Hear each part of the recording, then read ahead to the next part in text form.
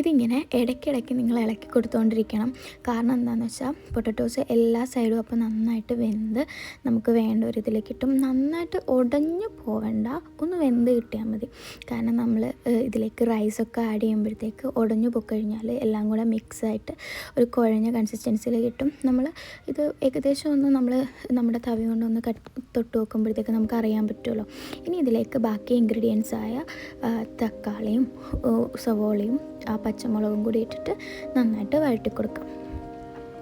ഇതിനി ഒരു 10 to 15 minutes നന്നായിട്ട് ഇളക്കുമ്പോൾ തന്നെ ഒന്ന് വരട്ടി കൊടുക്കുമ്പോൾ തന്നെ അത് നന്നായിട്ട് വെന്ത് കിട്ടിക്കോളും.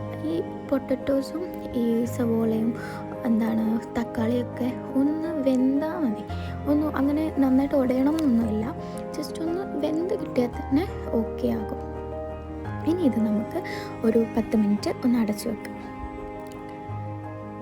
ഇനി അത് കഴിഞ്ഞിട്ട് അടച്ച് വെച്ചിട്ട് നമ്മൾ തുറന്ന് നോക്കുമ്പോൾ തന്നെ നല്ല മണം വരും. ഇനി നമ്മളുടെ റൈസ് എടുക്കാം. നമ്മളുടെ റൈസ് നമ്മൾ ബിരിയാണി റൈസോ ബസുമതി റൈസോ അങ്ങനത്തെ ഒന്നും അല്ല എടുത്തിരിക്കുന്നത്. നമ്മളുടെ സാധാ ചോറല്ലേ, അതാണ് എടുത്തിരിക്കുന്നത്. ഇനി ഈ ചോറ് നിങ്ങളുടെ ആവശ്യത്തിന് എടുക്കുക. ചോറെടുത്തിട്ട് നമുക്ക് ഈ മസാലയൊക്കെ അകത്തോട്ടിട്ടിട്ട് നന്നായിട്ട് മിക്സ് ചെയ്ത് കൊടുക്കാം. ഉപ്പൊന്നും അധികം ഇടേണ്ട ആവശ്യമില്ല. ഇനി അഥവാ ഉപ്പ് വേണമെന്നുണ്ടെങ്കിൽ നിങ്ങൾ ജസ്റ്റ് ഒന്ന് ടേസ്റ്റ് ചെയ്ത് നോക്കിയിട്ട് ഇട്ടാൽ മതി. അപ്പോൾ അത്രയേ ഉള്ളൂ. പൊട്ടറ്റോ റൈസ് റെഡി ആയിട്ടുണ്ട്. കേടും പപ്പടവും അച്ചാറും ഒക്കെ ആയിട്ട് കഴിക്കുമ്പോൾ നല്ല ടേസ്റ്റ്.